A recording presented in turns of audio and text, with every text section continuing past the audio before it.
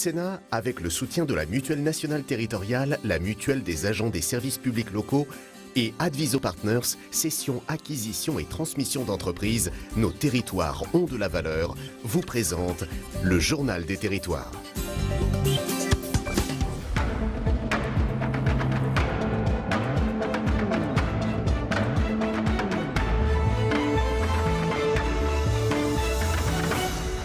Bonjour à tous et bienvenue dans notre édition avec la presse quotidienne régionale, les télés locales de France et le réseau Via Télévision, les Indés radios, 130 radios qui sont nos partenaires sur tout le territoire français et avec TV5 Monde. 3 parties dans cette édition, vous le savez, le JT des territoires dans un instant et puis après la météo, c'est l'invité politique de Territoire d'Info. Aujourd'hui c'est Luc Carvounas qui sera notre invité. Et puis la troisième partie de l'émission évidemment consacrée à l'actualité politique et parlementaire. On se retrouve pour le JT des territoires dans un tout petit instant. À tout de suite. Pour ouvrir ce JT direction le nord de la France, face à la criminalité, les seniors sont formés pour mieux se protéger. Particulièrement vulnérables aux attaques et vols en tout genre, une quarantaine de seniors de Metz a visité l'hôtel de police. Au programme, différents ateliers pour leur apprendre à se prémunir des criminels et leur faire découvrir le travail des policiers. Regardez le reportage de Fanny Bragard pour Via Mirabel, notre partenaire dans la région. Où que vous soyez en Moselle, si vous composez le 17, c'est ici, au poste de commandement de la direction départementale de sécurité publique, que votre appel sera pris en charge.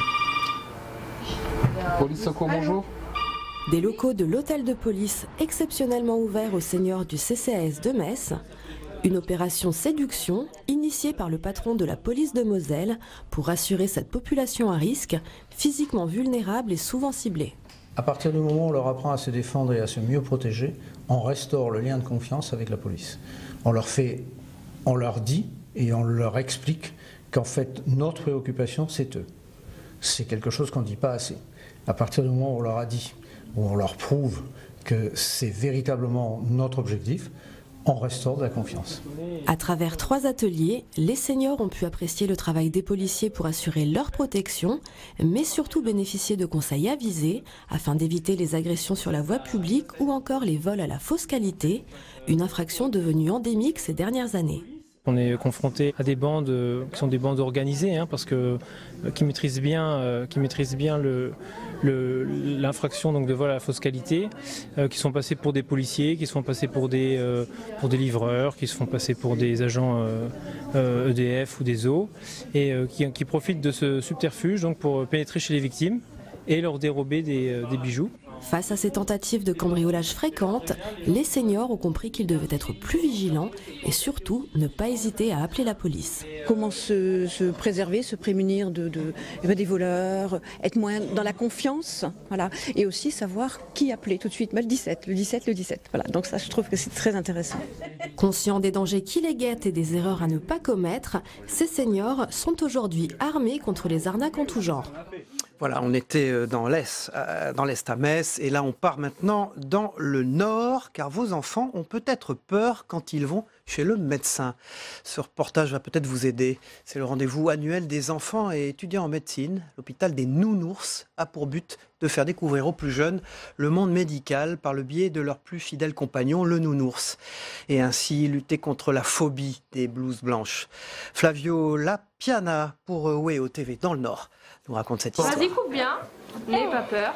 Dans ce bloc opératoire, des jeunes chirurgiens d'un jour pratiquent une intervention sur un patient un peu particulier. Il les a mis dans sa bouche et il les a avalés alors qu'il n'était pas censé le faire. Comme de vrais spécialistes, ils soignent un nounours géant sous les yeux du chirurgien en chef. Je suis super surpris parce qu'ils connaissent déjà pas mal de trucs à leur âge. C'est-à-dire, quand on leur pose des questions, on essaie de leur poser des questions avant de faire l'opération. Et surtout qu'ils savent qu'on met le masque, la piqûre, qu'il faut couper, qu'il faut utiliser la pince. T'as peur ? Pendant ce temps, Elsa prend son courage à 2 mains et accompagne son petit doudou, Jules, pour affronter l'épreuve du scanner. Et du coup, maintenant, quand tu feras un vrai scanner, tu n'auras plus peur ? Non, il n'y aurait plus peur. Une expérience qui impressionne, mais qui, au final, laisse une bonne image. Ils ont l'air rassurés une fois qu'ils l'ont fait. En général, ils préfèrent que ce soit leur doudou, mais il y en a qui le font. Quand quelqu'un le fait avant eux, c'est encore mieux parce qu'ils voient que ça fait pas mal, ils voient que ça les touche pas, qu'il y a vraiment zéro problème. Et qu'est-ce qui lui arrive à Flocon? Il a mal à la tête? Les étudiants infirmiers, quant à eux, rassurent les enfants sur les soins qui font peur, comme la piqûre si redoutée. Tu me dis stop, hein, sinon ça va déborder. Ah, Doudou très courageux. Une première approche qui aide à mieux appréhender le monde hospitalier. Et à Amiens, les étudiants s'appuient sur un hôpital plus vrai que nature, le SIMU Santé. Ça rend les choses déjà beaucoup plus concrètes, comme on peut voir la pharmacie juste derrière qui fait comme une vraie pharmacie, ou le scanner, où les enfants ont la chance d'aller dans le scanner. Et donc là, ils y vont avec leur doudou dans des conditions plutôt idéales et rassurantes. Comme Elsa, ils sont 500 enfants et de doudous qui passent entre les mains des étudiants d'Amiens pour désanctuariser le milieu médical. Avec ton carnet de santé. Voilà, du nord au sud-est à présent, pour ne laisser personne au bord de la route, la mairie de Cannes, en partenariat avec l'association Les Autos du Cœur, a mis en place des voitures à 2 € par jour. Le but, c'est d'améliorer la mobilité et l'autonomie des Cannois en réinsertion sociale et professionnelle. Un reportage signé des équipes d'Azur TV, notre partenaire dans le sud-est. Pour ne laisser personne au bord de la route, la mairie de Cannes, en partenariat avec l'association Les Autos du Cœur, remet les premières voitures aux bénéficiaires. L'idée, améliorer la mobilité et l'autonomie des Cannois en réinsertion sociale et professionnelle. Parmi les premiers bénéficiaires, Célia Gagny, 34 ans, résidente cannoise. Début janvier, la jeune femme a décroché un CDI à l'EHPAD Villa des Sauts-Locanais. Actuellement en période d'essai, elle bénéficiera du véhicule durant 2 mois avant de l'acquérir, si elle le souhaite, à un tarif social. Ça va me changer la vie au quotidien pour aller travailler. Au lieu de 2 heures de transport en commun, je vais aller en voiture. Et du coup, première voiture pour moi aussi, parce que je suis jeune conductrice, donc j'avais pas accès...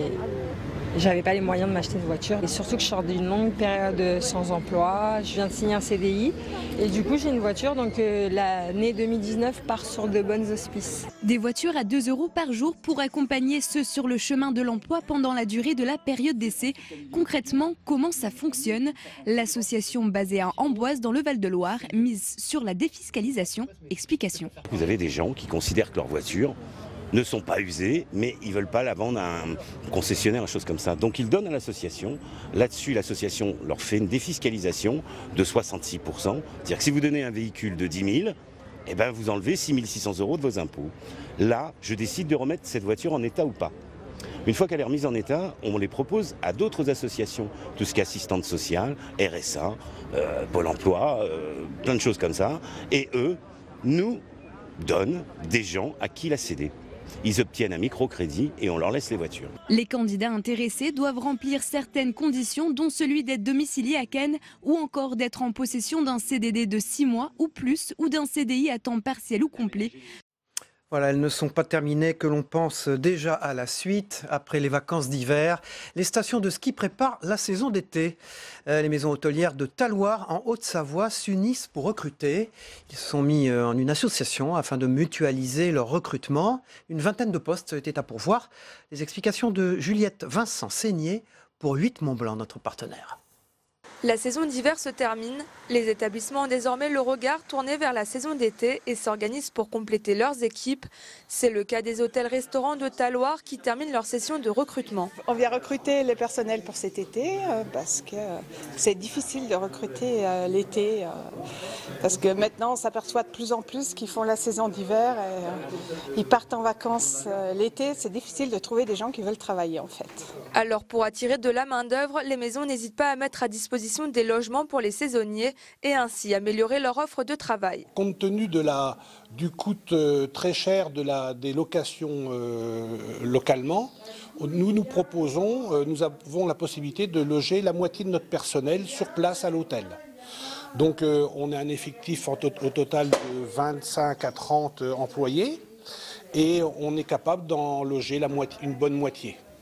Voilà, donc ça c'est sûr que c'est un argument fort pour pouvoir recruter du personnel. On va mettre des logements à disposition des personnes, donc c'est vrai que l'association permet de mutualiser ces logements. On va offrir aussi donc un bon cadre de travail, c'est-à-dire qu'on va commencer à mettre des personnes en horaire continu, on va offrir des bons salaires aux personnes, on On va leur offrir un cadre de travail, donc c'est extra travail qui est intéressant pour eux. Voilà, on va leur offrir l'accès à la plage gratuitement, on va leur avoir des réductions chez les différents commerçants du village. Donc ça permet vraiment d'avoir un bon esprit de travail. Pour mutualiser ses forces et faciliter les recrutements, les 6 établissements de Talloires ont décidé de s'unir en une association. On est 6 maisons, donc se rapprocher tous ensemble pour recruter tous ensemble, parce qu'on est plus efficace à 6 que tout seul, d'un côté. Et de l'autre côté, c'est de toutes nos maisons, par la diversité de nos maisons, on peut attirer un vivier de talent qui est plus conséquent que tout seul. Et puis si jamais on a des candidatures sur certaines maisons qui ne nous conviennent pas, qu'on n'a pas des ouvertures de poste, on peut les envoyer sur d'autres maisons à qui le profil correspond également. Une union qui semble fonctionner puisque leurs équipes sont presque au complet. Lors de la première journée de recrutement, le 4 février, 40 personnes ont été embauchées pour cet été. Voilà, à l'heure des TGV et des lignes à grande vitesse pour finir ce journal direction Toulouse avec une amicale des anciens des tractions à vapeur qui se mobilisent. Une locomotive datant de 1949 veut intégrer la liste des monuments historiques retenus pour le loto du patrimoine. Avec plus d'1,5 million de kilomètres au compteur, la locomotive espère bien retrouver les rails pour faire voyager des passagers. Un reportage signé de notre partenaire sur place via Occitanie. C'est une des locomotives à vapeur les plus puissantes jamais construites en France. Conçue à 35 exemplaires, c'est la dernière machine à vapeur fabriquée par la SNCF, un savoir-faire français qu'un groupe de passionnés essaye de faire revivre à Toulouse en restaurant entièrement la 241 P9, une machine qui a fait plus d'1 million de kilomètres entre Paris et Marseille. C'est une machine très performante que la SNCF avait mis en service pour tracter des trains sur des longues distances, avec une grosse capacité de traction, 4000 chevaux de puissance environ, et elle pouvait rouler à 120 km/h. Transportée de Gironde à Toulouse en 2008, la locomotive a entièrement été démontée. Elle est en train d'être restaurée par une vingtaine de bénévoles. Un travail minutieux mais aussi très coûteux qui n'aurait jamais pu voir le jour sans mécénat. On a fini par récolter au bout de 10 ans 150 000 €. Et effectivement, c'est absolument nécessaire pour des opérations très spécialisées que l'on a à faire. Même si on fait beaucoup de bénévolat, puisqu'aujourd'hui on peut considérer qu'on a à peu près 30 000 heures de bénévolat. Soutenue par la Fondation du patrimoine depuis 2008, l'association a déposé un dossier pour participer à la 2e édition du Loto du patrimoine. C'est effectivement de terminer les gros travaux indispensables et incontournables pour lesquels on est obligé de passer par des entreprises spécialisées extérieures qui coûtent très cher. Les roues de la locomotive ont dû par exemple être restaurées en Allemagne. Nous avons changé les bandages, cette partie-là, les bandages des grandes roues, et ça a coûté plus de 45 000 €. Si la 241 P9 fait partie des lauréats du Loto du patrimoine, il faudra à l'association près de 450 000 € pour terminer la restauration. D'ici 5 ans, les bénévoles espèrent transporter des passagers sur les rails d'Occitanie. La liste complète des monuments retenus pour le Loto du patrimoine sera dévoilée à la fin du printemps. Voilà, on poursuit ce JT des territoires dans un instant avec le Club de la Presse, Denis Caro, Guillaume Doyen. Et avant ça, c'est la revue des unes de la presse quotidienne régionale dans un instant. À tout de suite.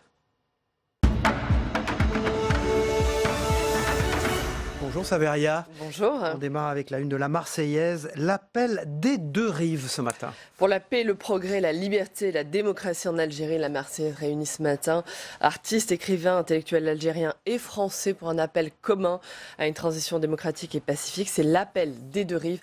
À lire donc dans la Marseillaise ce matin dans le pays. Les appels à manifester se multiplient. Les Algériens qui ont vécu la proposition de différer la présidentielle comme un nouveau stratagème de ses dirigeants, Emmanuel Macron lui a salué la décision du président Abdelaziz Bouteflika comme une nouvelle page dans le développement de la démocratie algérienne.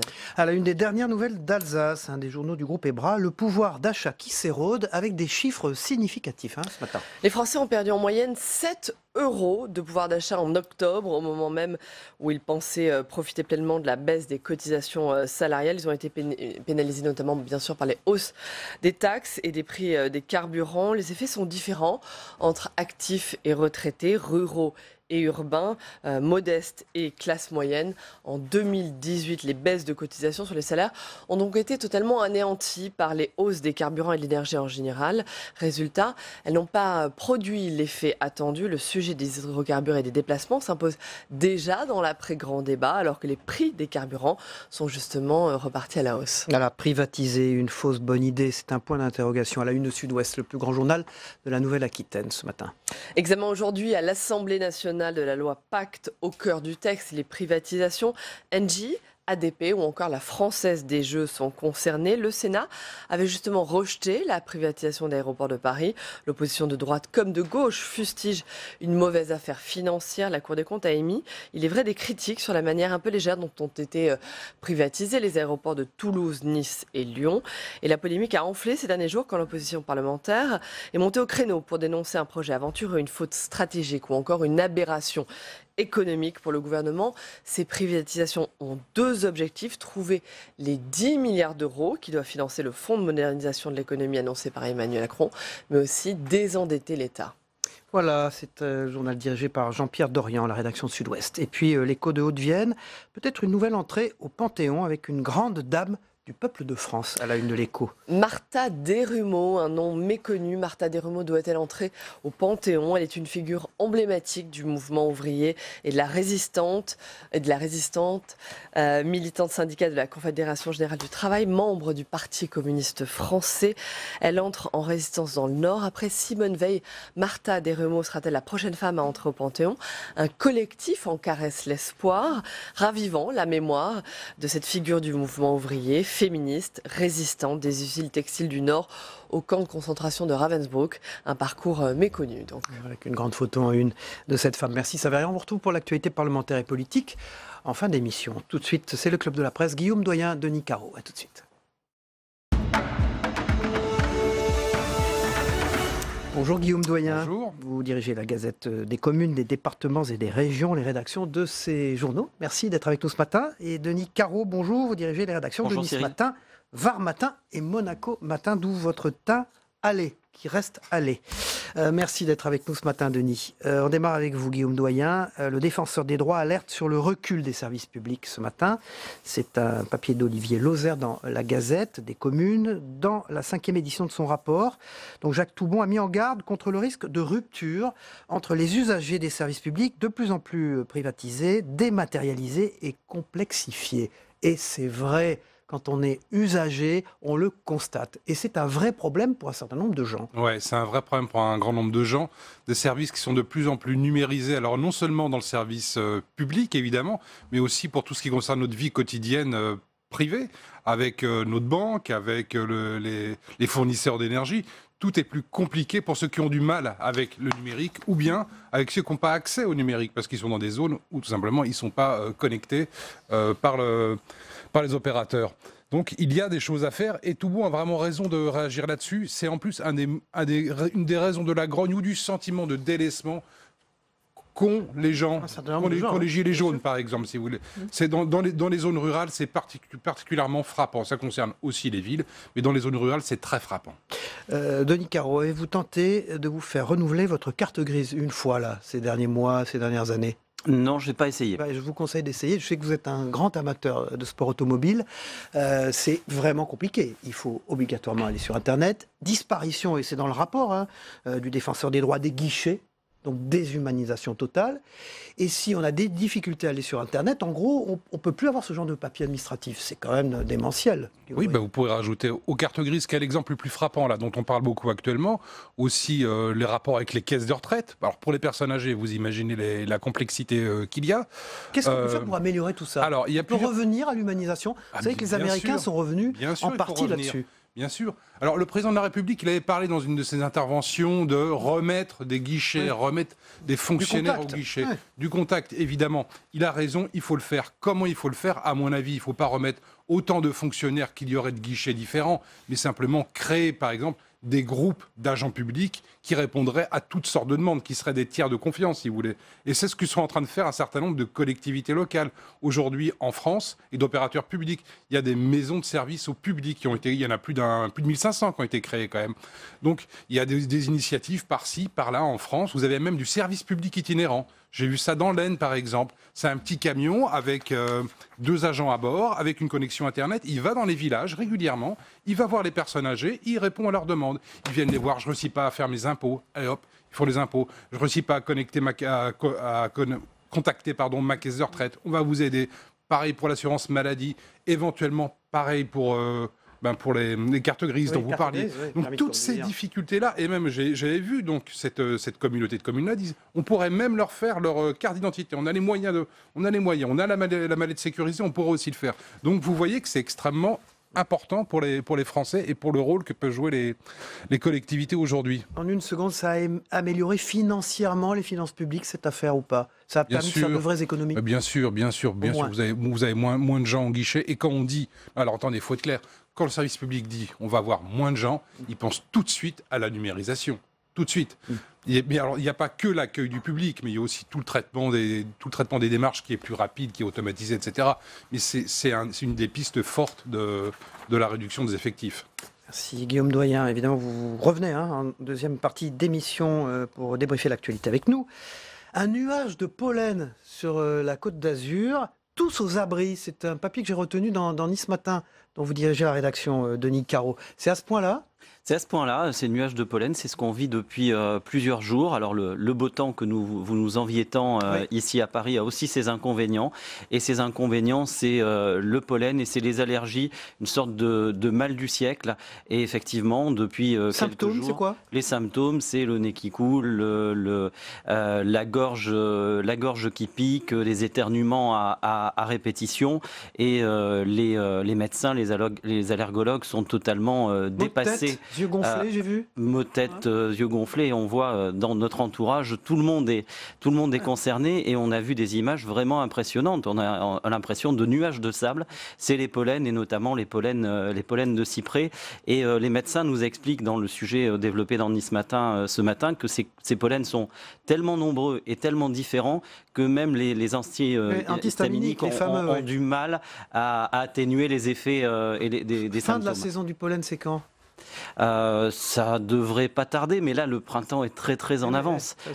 Donc c'est aussi la raison, le printemps, le vent, la conjugaison des deux et qui produit des effets assez exceptionnels. Vous ne pouvez pas avoir tous les bénéfices en vivant sur la Côte d'Azur, s'il vous plaît.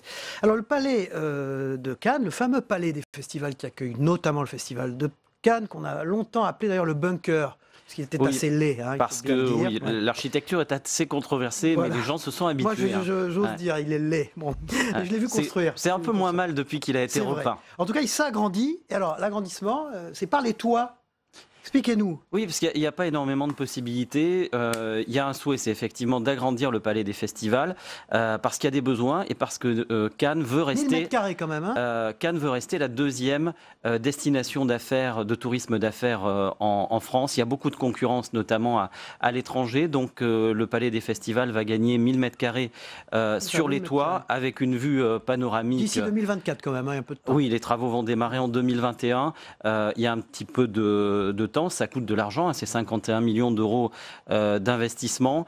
Et ces 1000 mètres carrés, ils vont être dédiés sans surprise au cinéma, avec une salle de plus de 500 places, des équipements dernier cri, pour que Cannes reste à la fois la première destination de tourisme d'affaires, mais reste la capitale du cinéma. Alors là, on voit une photo derrière vous du palais vu de la mer, qui est donc dans Nice Matin, dans votre édition de Cannes. Effectivement, il a été, je ne sais pas comment on dit, mais verdurisé, on a rajouté des baies vitrées, il est beaucoup plus joli qu'il n'a été. Alors, il a été rénové en plusieurs phases depuis 2008, et effectivement, il est moins moche qu'il était au départ. Ça, il a réussi à lui faire bien.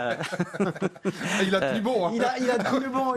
Mais il va rester là, parce qu'il y a eu des projets aussi. C'est que le maire de Cannes regarde beaucoup notre matinale, vous êtes au courant. Je sais, David Lisnard, qui présente ce midi le programme du festival Cannes Série, qui a lieu fin du mois d'avril. Intéressant, avec évidemment des séries très nouvelles et intéressantes. On saura ça tout à l'heure. Vous reviendrez nous en parler. Bon.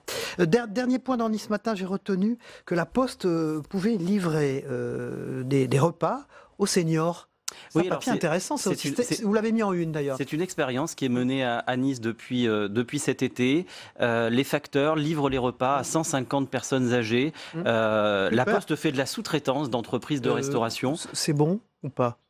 Ça, l'histoire ne le dit pas, mais en tout cas, il y a du lien et c'est ça le plus important. Les facteurs expliquent qu'on a l'impression de rendre visite à nos grands-parents. C'est du lien, du dialogue et au-delà de la rentabilité, parce que derrière la disparition des services publics dont on parlait, la Poste est concernée. La Poste cherche d'autres leviers de croissance et ça fait partie des possibilités. Les élus pourraient soutenir une initiative comme ça un peu partout sur le territoire. Voilà, absolument, sans problème pour eux, d'autant que ce qu'ils veulent aussi, c'est maintenir la présence postale dans chacun de leurs villages et de leurs bourgades. Donc s'il y a de l'activité annexe des postiers, ce genre-là, ils en sont ravis, je pense. En tout cas, nuages de pollen, tous aux abris sur la Côte d'Azur, le palais des festivals de Cannes dans un nouveau lifting, on va dire, et enfin les seniors qui se font livrer, qui peuvent se faire livrer des repas par la Poste, c'est dans Nice Matin. Merci Denis Caro, vous restez pour la deuxième partie de l'émission, bien sûr, et le débrief de l'actualité. Et puis le défenseur des droits alerte sur le recul des services publics. On en a parlé avec Guillaume Doyen, c'est un papier d'Olivier Lozère dans la Gazette des communes, des départements et des régions. Denis Caro, je sais que il n'y a pas de surprise pour vous, on va regarder la météo des territoires. Évidemment, dans le sud, il fait beau. Je crois que c'est la dernière journée où c'est encore un peu près beau, puis ça va se gâter. On regarde la météo des territoires ensemble. On se retrouve juste après, à tout de suite. La météo des territoires vous est présentée par la filière CRC, engagée pour le bon, dans l'assiette et dans les champs.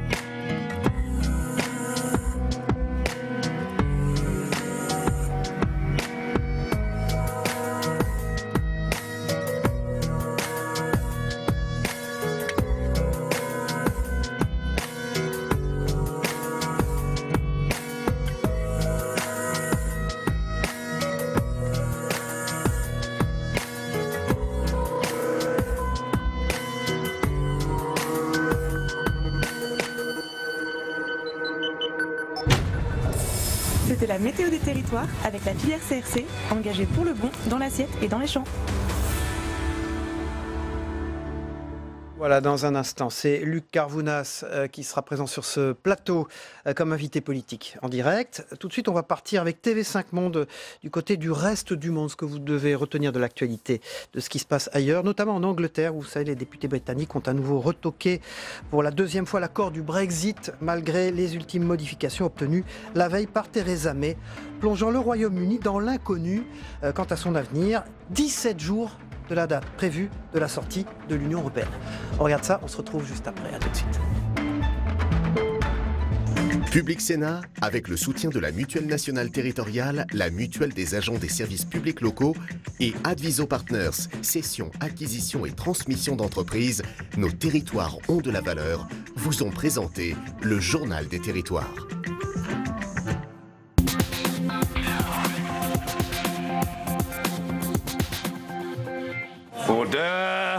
Il est un vieux proverbe français qui dit « jamais 203 ». Après un premier rejet le 15 janvier, Theresa May essuie un deuxième camouflet parlementaire. Par 391 voix contre 242, la Chambre des communes a une nouvelle fois retoqué l'accord de Brexit. Je regrette profondément la décision que cette Assemblée a prise. Je continue de croire que le meilleur résultat est que le Royaume-Uni et l'Union européenne concluent un accord de manière ordonnée et que l'accord que nous avons négocié est le meilleur, voire le seul accord disponible. Les slogans ont été mis à jour, mais les manifestations gardent la même véhémence. À Alger et dans d'autres villes, les pancartes brandies au-dessus des têtes réclament la fin du système. Le renoncement du président ne leur suffit plus.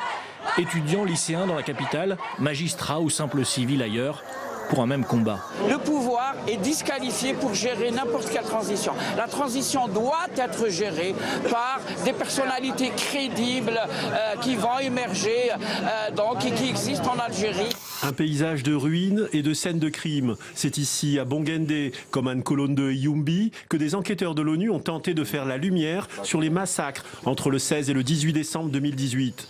Au moins 535 tués, 111 blessés et 19 000 déplacés. Beaucoup ont été tués en traversant le fleuve Congo. D'autres brûlés vifs et certains ont survécu gravement blessés. Dans certains cas, les corps ont été mutilés, décapités, leurs membres et parties génitales coupés. Singer est inculpé de 4 chefs d'accusation, dont extorsion et blanchiment. Car pour contourner le système hyper compétitif des admissions dans les grandes universités comme Yale, Georgetown ou Stanford, ce réseau a usé de tout son pouvoir de corruption. 2 actrices américaines, Felicity Huffman et Lori Loughlin, auraient été interpellées dans le cadre de cette enquête. Vous savez, les admissions à l'université sont difficiles. Et là, nous avons des gens qui sont tout simplement très riches. Ils peuvent acheter leurs résultats d'examen pour leurs enfants. Et ce n'est pas juste que ces acteurs et PDG puissent faire ça pendant que nous autres, nous devons respecter les règles du jeu.